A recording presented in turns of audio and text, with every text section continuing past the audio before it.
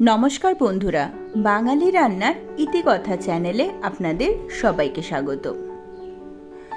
গরমকালে এই সময় কলমি শাক বেশ ভালো পাওয়া যায়। সব সময় একই রকম শাক ভাজা না খেয়ে এরকমভাবে কলমি শাকের চচ্চড়ি যদি রান্না করেন তাহলে গরম ভাতের সাথে প্রথম পাতে খেতে বেশ লাগে। প্রথমেই এটা বানাবার জন্য আমরা শাক বেছে নিয়েছি। শাকগুলো একটু বড় বড়ই রেখেছি, আমি এখানে শাকগুলো কুচিয়ে নিইনি। এরপরে নিয়ে নিচ্ছি বেগুন, একটু বড় বড় ডুমো ডুমো করে কাটা বেগুন নিয়ে নিয়েছি ঝিঙেগুলো একটু বড় বড় করে ডুমো করে কেটে নিয়েছি। আলুও একই রকম ভাবে কেটে নিয়েছি। এরপর কড়াইতে দিয়ে দিলাম সর্ষের তেল। তেল গরম হলে বেশ কয়েকটা বড়ি একটু ভালো করে কড়া করে লাল লাল করে ভেজে নিতে হবে। আমি এখানে কলাইয়ের ডালের বড়ি ব্যবহার করেছি, অর্থাৎ মাসকলাইয়ের ডালের বড়ি। আপনারা আপনাদের পছন্দ মতন বড়ি ব্যবহার করতে পারেন। বড়িগুলো ভাজা হয়ে গেছে, এখন ভালো করে তেল ঝরিয়ে তুলে নিচ্ছি। এরপর ওই তেলের মধ্যে কেটে রাখা বেগুনগুলো দিয়ে দিচ্ছি। বেগুনগুলো ভাজার সময় অল্প করে নুন এবং হলুদ দিয়ে দিলাম।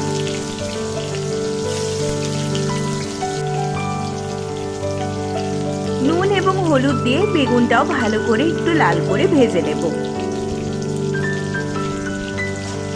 এখানে বলে রাখি, আপনি যদি আমার চ্যানেলে নতুন হয়ে থাকেন তাহলে এইরকমই সুন্দর সুন্দর রেসিপির জন্য চ্যানেলটি সাবস্ক্রাইব করে পাশে থাকা বেল আইকনে ক্লিক করে রাখবেন। তাহলে আমি কোনো নতুন রেসিপি দিলেই আপনাদের কাছে নোটিফিকেশন চলে যাবে সবার আগে। বেগুনগুলো আমার ভাজা হয়ে গেছে, এখন তেল ঝরিয়ে তুলে নিলাম।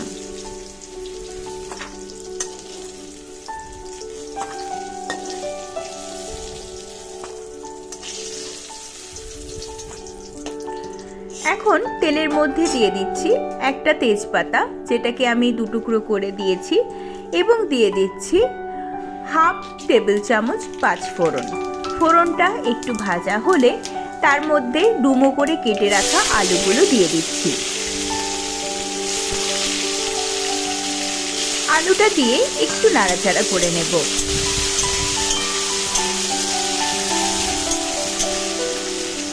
এরপরে ঝিঙেগুলো এর মধ্যে দিয়ে দিলাম। ঝিঙেটাও একটু আলুর সাথে ভাজা ভাজা করে নেব। খুব বেশি এখানে ভাজা হওয়ার দরকার নেই, একটু তেলের মধ্যে 2-3 মিনিট নাড়াচাড়া করে নেব। তারপরে আমরা এখানে ব্যবহার করছি ছোলা। নর্মাল যে কালো ছোলাগুলো হয় সেগুলো এখানে ব্যবহার করেছি। আমি এটা ওভারনাইট ভিজিয়ে রেখেছিলাম এবং মোটামুটি 1 মুঠো পরিমাণ ছোলা এখানে আমি দিয়েছি। তবে আপনাদের পছন্দ অনুযায়ী ছোলার পরিমাণ কমিয়ে বা বাড়িয়ে নিতে পারেন। ছোলাটা দিয়েও একটু নাড়াচাড়া করে নিলাম। এখন এর মধ্যে দিয়ে দিচ্ছি আদা এবং কাঁচা লঙ্কা থেতো। এখানে আমি 1/2 ইঞ্চি আদা এবং 2টো কাঁচা লঙ্কা ব্যবহার করেছিলাম। দিয়ে দিলাম 1/4 টেবিল চামচ হলুদ গুঁড়ো এবং খুব সামান্য পরিমাণ লঙ্কার গুঁড়ো, আর দিয়ে দিলাম নুন। স্বাদ অনুযায়ী নুন ব্যবহার করলাম। ঝালের পরিমাণ আপনাদের স্বাদ অনুযায়ী বাড়িয়ে বা কমিয়ে নিতে পারেন। তবে যেহেতু কলমি শাকের চচ্চড়ি খুব একটা ঝাল হয় না, তাই সেই অনুযায়ী ঝালটা ব্যবহার করবেন। তারপর সমস্ত কিছু খুব ভালো করে নাড়াচাড়া করে নেব, আদার কাঁচা গন্ধ চলে যাওয়া পর্যন্ত। এরপরে কেটে রাখা ভালো করে ধুয়ে নেওয়া শাকগুলো এর মধ্যে দিয়ে দিচ্ছি। শাকগুলো খুব ছোট করে কুচি কুচি করে কাটলে একদম মিশে যাবে, তাই আমি একটু বড় বড় করে কেটেছি।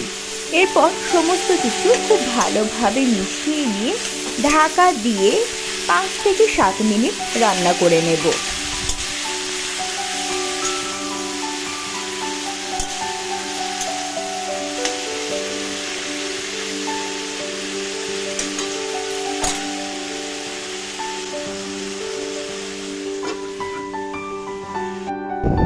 ফিরে এলাম 5-7 মিনিট পর। দেখতেই পাচ্ছেন শাকটা অনেকটা জল ছেড়েছে এবং প্রায় সিদ্ধ হয়ে এসছে। আলুগুলো মোটামুটি সিদ্ধ হয়ে গেছে।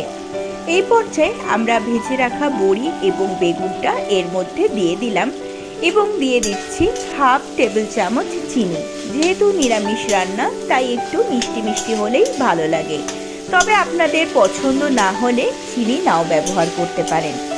সমস্ত কিছু খুব ভালোভাবে মিশিয়ে নেব। আলুটা সিদ্ধ হয়ে গেছে, দেখতেই পাচ্ছেন ভালোভাবে সিদ্ধ হয়ে গেছে। আমাদের কলমি শাকের চচ্চড়ি কিন্তু সার্ভ করার জন্য একদম রেডি হয়ে গেছে। গরম ভাতের সাথে প্রথম পাতে এই কলমি শাকের চচ্চড়ি খেতে বেশ লাগে। বাড়িতে অবশ্যই একবার এইভাবে কলমি শাকের চচ্চড়ি বানিয়ে দেখবেন। কেমন লাগলো আমাকে কমেন্টে জানাতে ভুলবেন না। ভিডিওটি ভালো লাগলে বন্ধুদের সাথে শেয়ার করে নেবেন। আজ তবে এ পর্যন্তই। দেখা হবে আবার পরের ভিডিওতে অন্য কোনো নতুন রেসিপির সাথে। ভালো থাকবেন, সুস্থ থাকবেন। ধন্যবাদ।